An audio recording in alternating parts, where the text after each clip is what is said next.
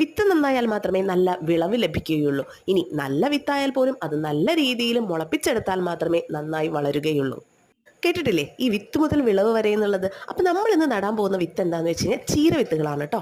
അപ്പോൾ അതിനായിട്ട് ആദ്യം നമുക്ക് പോട്ടി മിക്സ് തയ്യാറാക്കാം. എല്ലുപൊടി, ചാണകപ്പൊടി, ചകിരിച്ചോറ്, മണ്ണ് നന്നായിട്ട് മിക്സ് ചെയ്തിട്ട് ഇതേപോലെ ഒരു ട്രേ എടുത്തിട്ട് അതിലേക്ക് അങ്ങ് നിറച്ച് കൊടുക്കുക. അപ്പം മഴക്കാലത്ത് ഇങ്ങനെ നടുന്നതാണ് നമുക്ക് ഏറ്റവും കൂടുതൽ സേഫ്. വിത്ത് ഒലിച്ചു പോകുന്നത് നമുക്ക് തടയാൻ പറ്റും. അതേപോലെ തന്നെ ഉറുമ്പുകളെ വിത്ത് കൊണ്ടുവന്നത് നമുക്ക് തടയാനായിട്ട് പറ്റും കേട്ടോ.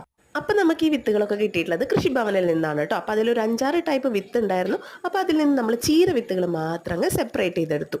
ഇനി നമുക്ക് അതിൽ നിന്ന് കുറേശ്ശെ എടുത്തിട്ട് ആ ട്രേക്ക് മുകളിൽ അങ്ങ് നമുക്ക് വിരിച്ചു കൊടുക്കാം. അങ്ങനെ നമ്മൾ കുറേ എല്ലാം ഒരുവിധം എല്ലാം ആ ട്രേയിൽ നമ്മൾ നിറച്ച് പാകി കൊടുത്തു കേട്ടോ. ഇനി അതിൻ്റെ മീതെ നമുക്ക് ഒരുപാട് മണ്ണിടേണ്ട കാര്യമൊന്നുമില്ല, അതങ്ങനെ തന്നെ നിന്നോട്ടെ. ഇനി നമ്മൾ വെള്ളം കുറേശ്ശെ നമ്മൾ അതിലേക്ക് തെളിച്ച് കൊടുക്കുക. ഒരു 7-8 ദിവസത്തിന് ശേഷം അടിപൊളിയായിട്ട് നമ്മുടെ ചീര നമുക്ക് മുളച്ച് കിട്ടിയിട്ടുണ്ട് കേട്ടോ.